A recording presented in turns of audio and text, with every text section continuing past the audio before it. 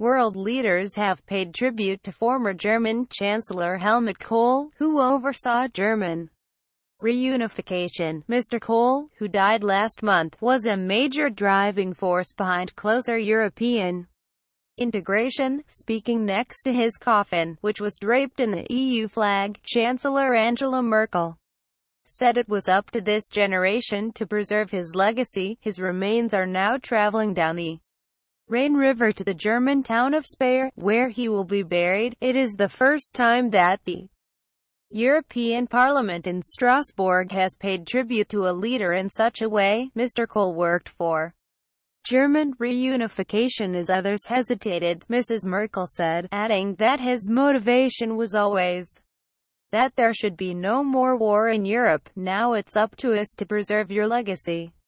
I bow before you and your memory in gratitude and humility, she said. She also offered personal thanks for the opportunities that Mr. Kohl, her political mentor whom she later denounced over a funding scandal, had given her in her career. Former U.S. President Bill Clinton also delivered a eulogy. All of us who came. Why? Because Helmut Kohl gave us the chance to be involved in something bigger than ourselves, bigger than our terms of office, bigger than our fleeting careers, he said. Other speakers included French President Emmanuel Macron, Russian Prime Minister Dmitry Medvedev, and former Spanish Prime Minister Felipe González. This was the first ever occasion of its kind, in essence, a European state funeral.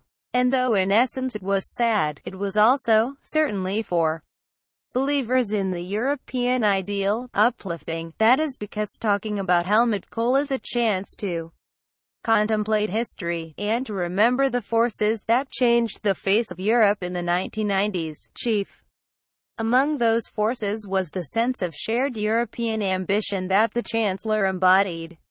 As more than one of the speakers in the European Parliament said, Helmut Kohl's genius when he reunified Germany was to spot the historical moment.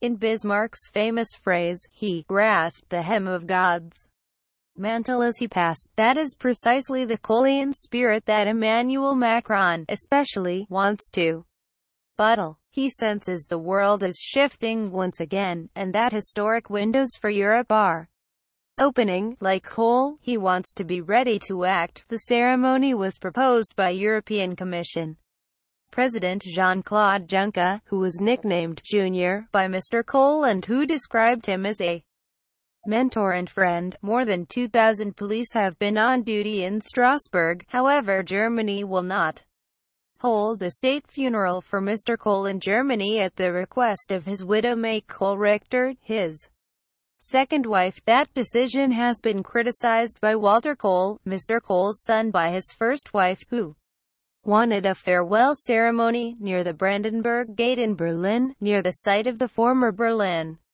Wall. Walter Kohl has described the European Parliament commemoration as unworthy in an interview with German newspaper Die Zeit.